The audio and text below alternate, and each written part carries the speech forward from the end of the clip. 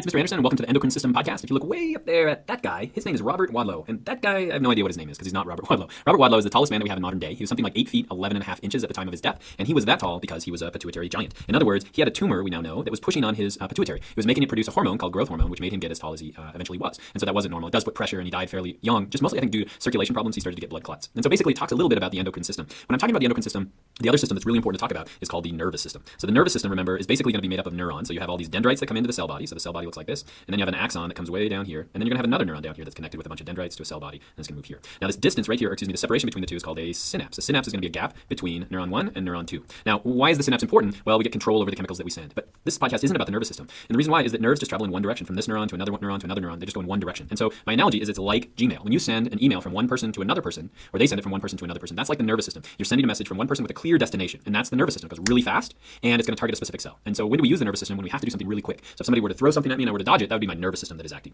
So the endocrine system is more like Facebook. If I were to post to my Facebook status update that I am working on a cell communication podcast by myself, ironic, and I just put it out there, there's going to be a delay. There's going to be time before other people look at it and dislike it or like it or respond to it. And so that's going to be more like the endocrine system. I'm sending it out to everybody, and whoever wants to respond to it can. And so basically keep that in the back of your mind. What are some terms that you should understand? First of all, anything that is going to send out these messages in the endocrine system is called a gland, and we'll go over 10 important glands. The chemical that they send out is called a hormone, and then it's going to target cells or not. It may target certain cells or it may not target other cells. And so we could send, for example, follicular stimulating hormone from the pituitary. It's only going to affect the ovaries and the testes. But if we send out growth hormone, that's going to affect all the cells in your body. So what do those hormones do? They simply diffuse throughout your body. They're going to spread throughout your body, and so they're going to bump into cells or not. They're going to spread throughout your whole body, and that's why if you've ever felt like adrenaline, you almost get in a car accident, you just feel like almost something coursing through your body, that's going to be your endocrine system. Now, when they find cells, one of two things can happen. If they are a water-soluble hormone, example could be epinephrine or adrenaline. If they're water-soluble, basically what they're going to do is they're going to dock with a protein on the surface of their cell. Since they're water-soluble, they can't gain entry to the cell. And so usually what they'll do is they'll set up some kind of a signal transduction pathway, just have some kind of an action out here, or have another action inside the nucleus where we can make certain specific genes or certain proteins, transcribe certain genes. But that would be water-soluble. We also have what are called lipid-soluble. So testosterone is an example of that. Basically, since it's lipid-soluble, it's going to move right through that the lipid bilayer that is the cell membrane, and it also can target with the cell and move right into the nucleus. Because again, there's going to be a lipid bilayer here as well. And so lipid-soluble hormones are going to move all the way into the cell. Water-soluble are just going to dock with a receptor protein on the surface. And so here's our endocrine system. So endocrine system is not as tightly linked together like the circulatory system, but again, it doesn't have to be because it's sending hormones throughout the whole body. And so basically, we've got glands going all the way up the top from the pineal gland all the way down to the ovaries and the testes on the bottom. And so basically, what I want to do is I've chosen 10 glands in the endocrine system, 10 that I think are pretty important. There are more than that. And then I've just chosen one hormone for each of these, and we're going to talk about that. So let's start at the top. First one's going to be the pineal gland. Pineal gland is going to be right here. Basically, what the pineal gland is going to secrete is a chemical called melatonin. It does that only when it's nighttime. And so if your eyes are open during the day, you're not going to be secreting melatonin. But when you close your eyes at night, it's going to start giving off melatonin. And so basically, what that does is it allows our brain to tell what time of the day it is, and it also allows us to figure out what season it is. And so basically, we can set up what's called our circadian rhythm. So it's basically our internal clock, and it's pineal gland doing that.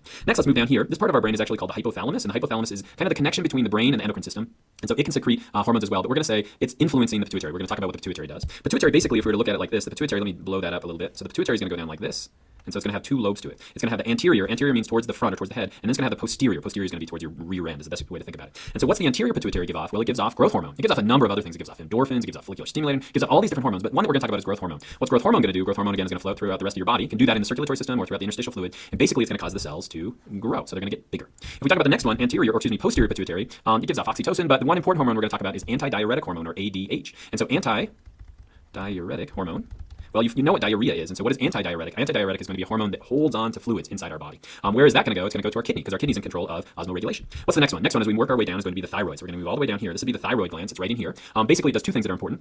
It gives off what are called T3 and T4. Those hormones and the numbers relate to the number of iodine atoms that are found within it. And so basically, you've maybe heard of a goiter when you get an inflamed thyroid. Basically, what our thyroid does is it regulates metabolism. And so it's going to give off these two chemicals, T3 and T4, and that's going to speed up metabolism inside our body. And so if you have a hyperactive thyroid, you have high metabolism. If you have a inactive thyroid, then you're going to have really slow metabolism. And so basically it's control of that. And the other thing that it does is it secretes something called calcitonin. And again, endocrine systems are really important in feedback loops. And so the calcium that we have in our blood, the level that we have is super important, especially in nerves and in muscle firing. If we don't have the correct amount of blood, calcium, we're going to die. And so basically what the thyroid does is that when you secrete the thyroid, it's going to lower the calcium. Well, where's the calcium going to go? It's going to go back into the, we're going to excrete some through the kidneys, but it's going to go back into the bones. And so there's another hormone that kind of goes with that. And so this looks like a butterfly, but there are going to be these tiny little hormones in here called the parathyroid. They sit right within the thyroid, and they're going to secrete something called parathyroid hormone. What does that do? Well, if the blood calcium level goes too low, it's going to raise the blood calcium. And so these two, the thyroid and the parathyroid, are going to work together to basically keep the blood calcium level correct. It's the same way that insulin and glucagon work in the pancreas. Speaking of which, let's go to the next one. And so the pancreas, it's kind of hard to see in this diagram, but the pancreas is going to sit right here. It's again behind the stomach, and it's going to empty right here into the duodenum. So it's going to empty enzymes in here. But it's also on its surface, it's got beta and alpha cells that are going to secrete insulin and glucagon. Insulin is going to be secreted if we ever need to lower the blood sugar, and glucagon if we ever need to raise the blood sugar. So basically what insulin does is when it's secreted, it allows our cells to take in that blood sugar, that glucose. And glucagon, when we release that, it's going to release more of that insulin from glycogen that's found right here in the liver. So that's the pancreas.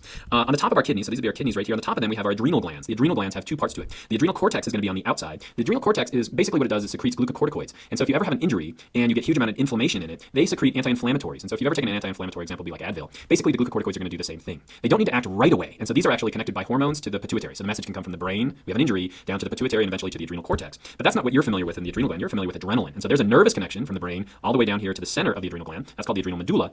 Basically, what is it going to have to do? It's going to secrete epinephrine. Epinephrine is adrenaline. It's going to go throughout your body and it's going to trigger that fight or flight response. And so again, if you almost get in a car accident, nervous system is going to allow you to kind of not get in that car accident. But after that, you're going to feel this adrenaline coursing through your body. Your metabolism is going to speed up. You're going to suppress like your digestive system. You're going to become more alert, and that's all as a result of the adrenal medulla. Okay. Next, we've got down at the bottom, we just have the sex hormones and the sex glands. We've got the ovaries, and so this would be in females, and then the testes if we're talking about males. Ovaries are going to give off estrogen. Testes are going to give off testosterone, among other things. But basically, those are responsible for your female and male sex characteristics. Now, when you go through puberty, before you go through puberty, they're not really cranking out a lot of estrogen and testosterone. But once you go through puberty, they're getting a signal from the pituitary gland that says now it's time to make these sex hormones, and then we get those secondary sex characteristics. Okay, so how'd you do?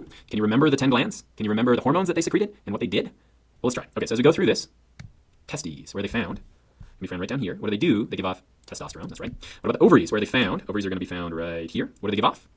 Estrogen, that's right. Sorry for the awkward pause, it's like Dora the Explorer. Next, we've got the adrenal medulla. Where's that found? Yeah, that's the green. What do they give off? That's right, epinephrine. Let's go to the next one, adrenal cortex. Where's that? It's going to be the yellow part, remember, around the adrenal gland. What do they give off? I bet you've forgotten this. Those are glucocorticoids. They're going to be anti-inflammatories. What's next? That's going to be the pancreas. Pancreas is found right here. What's it give off? Insulin, glucagon. Those regulate blood sugar. Let's go to the next one. Where's the parathyroid? That's right. That's going to be within the thyroid. They used to actually, when people get goiters, they cut parts of the thyroid out, and the person would immediately die because they didn't understand what the parathyroid did. So parathyroid's going to be inside here. What's it going to secrete? Parathyroid hormone, that's right, and that's going to raise blood calcium. Right above that, we've got the thyroid. Thyroid is going to give off two things. Can you remember those? It's going to give off calcitonin, that's going to lower blood calcium, and it's also going to give off T3 and T4. Okay, let's go to the next one. Posterior pituitary, so that's going to be way up here. What does that give off? Antidiuretic hormone, that's right. That's going to keep our body holding on to the water, retaining water. And then we've got the anterior pituitary, so in the front, that gives off a lot of things. Do you remember what it gives off? Thinking back to Robert Wadlow, right? It gives off growth hormone, that's going to cause our cells to grow. And finally, we've got the pineal gland. Pineal gland, close your eyes, you're going to start secreting melatonin, that's right, and that allows us to sync up our circadian rhythm. So these are the top 10 glands, top 10 hormones, and I hope that's all helpful.